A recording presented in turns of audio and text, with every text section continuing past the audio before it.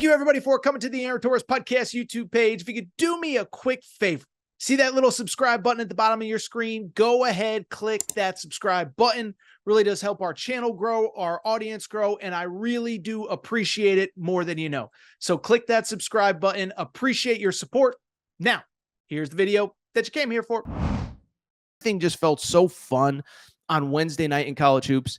But let's go ahead and get to the other big one. Not really the big one from the perspective of top 20 matchup or anything like this, but a game that came down to the wire, Kentucky at Oklahoma. So this one, notable for all the reasons that you already know. But Kentucky has been dealing with all sorts of injuries. We've talked about them. They've been up, they've been down. But listen, this is not a, what's wrong with Kentucky or Mark Pope. No. When you lose your starting point guard for 6 games, whatever it was, your best wing scorer, not really your best wing scorer, but a guy who is a double-figure scorer on the wing for 5 games with a wrist injury, your backup point guard isn't playing.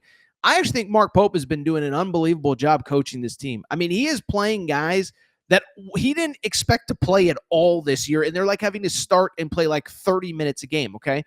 Well, I bring it up because they go on the road on Wednesday night. They face Oklahoma. Oklahoma coming off a very nice win against Mississippi State, kind of in desperation mode, kind of needed the big win. And this was a weird back and forth game. I saw my buddy Matt Jones, Kentucky Sports Radio, tweet out, it did in a lot of ways remind me of the Texas game. If you watch the Kentucky-Texas game, Kentucky was kind of in control. In the Texas game, Kentucky was in control for the first 36 and a half minutes and couldn't close out. This was one where it was probably about the first 34, 35 minutes where you just felt like Kentucky was clearly the better team. Kentucky clearly, was going to win this game. Then all of a sudden you look up and it's like, oh, Kentucky's down 2. Kentucky's down 4. Kentucky's back down 1. They're down 7. They're down whatever. I bring it up because it did come down to, much like the Michigan State-Maryland game, 1 play, 1 bucket for the win. We're not going to play the video again, YouTube, if you're listening, but we will play the sound. Here is Otega Oweh late in the game. 10 seconds remaining.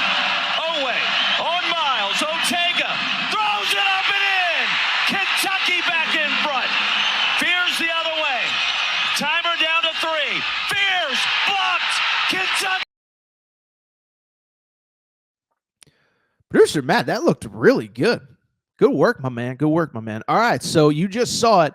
Otega Oweh hits a bucket with about 5-6 seconds to go. Kentucky was up. They have to rally late, but they get a big win. Okay, so listen, this is one from the Kentucky side of things. It was never like if they lost this game, the season's whatever. Like, no, we talked about it a month ago. We talked about it 3 weeks ago. They had an NCAA tournament resume basically probably 3 weeks ago, right? 2 wins over Tennessee. The win over Florida, you have the wins against Gonzaga and Duke and all these teams out of conference. So it was never like, if you lose this game, blah, blah, blah, blah, blah. But I will also say, like, if you do lose this game, if you're Kentucky, 1, you finally got your guys back. Now, clearly they're not at full strength. And obviously Jackson Robinson isn't, could be back out after, after this game. But I just bring it up because, if you lose this game, you have now lost 3 of your last 5 overall, or I guess it would be 3 of your last 4 overall, excuse me, and 5 of your last 8, 6 of your last 8, something like that. And it's just kind of a lot of negative vibes kind of going into the final home stretch of the season.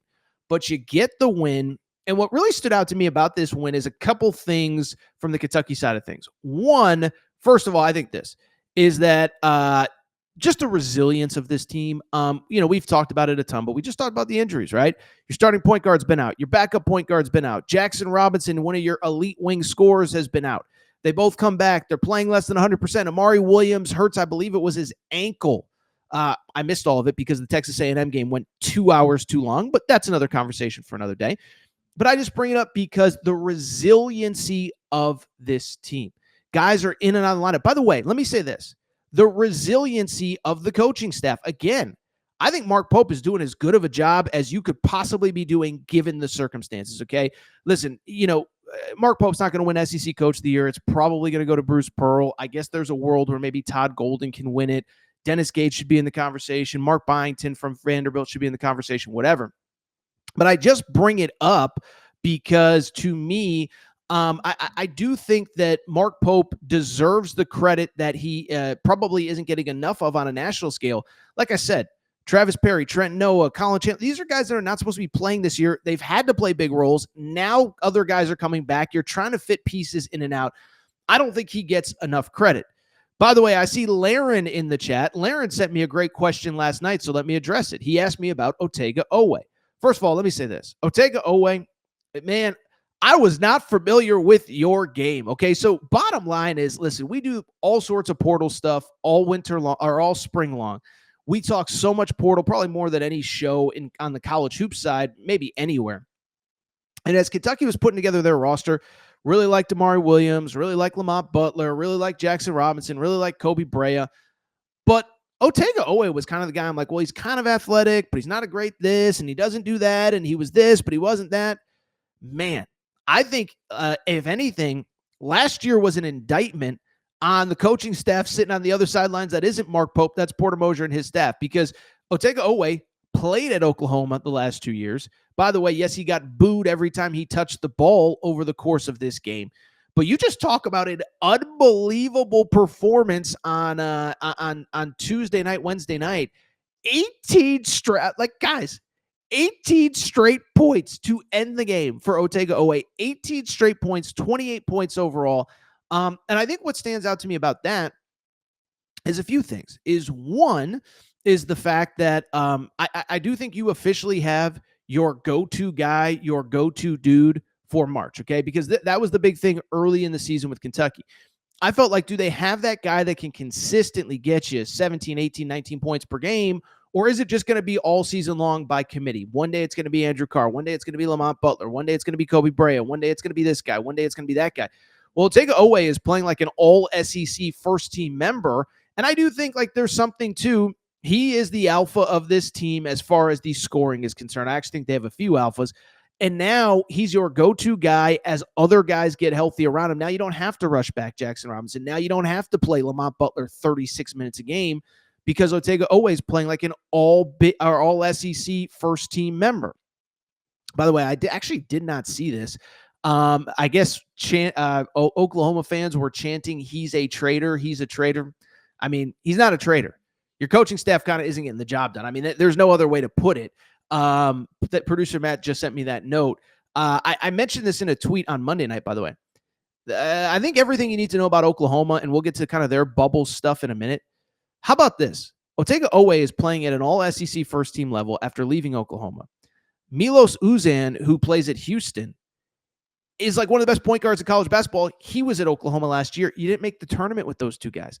They both leave. They both go to good situations and are immediately playing at an all-conference level.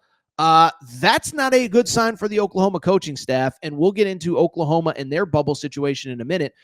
But really quickly, to put a bow on this, I think Otega Oweh is playing at an all-SEC level, but I think just as important as playing at an all-SEC level, you know what else is really important as far as I'm concerned? Is the fact that, listen, there's a conversation to be had about what does it mean for next year? What does it mean for the possibility of him returning? Listen, I don't follow the mock draft boards every single day. He looks like an NBA player to me, and this was the question that Laren in the chat sent over the course of the last couple of days, is like, that guy to me looks like an NBA player. And I do kind of think that if he declares he's going to get in workouts and people are going to be like, oh, he's actually way better than we thought he was. But the counter to that is he very much could come back to college basketball next year and probably be like a preseason first-team All-American. And so that's putting a little bit of the cart before the horse. We don't have to discuss all that. But, I mean, this is a guy that, to me, all-SEC, but there's room to improve. 34% from three, that could get better. You bring him back as a 16, 17-point-a-game scorer, can kind of help with some of those freshmen develop all of that. So want to give credit where it's due. He was awesome. He beats his former school. Kentucky, just a back-on-track kind of win. Oklahoma is on the bubble.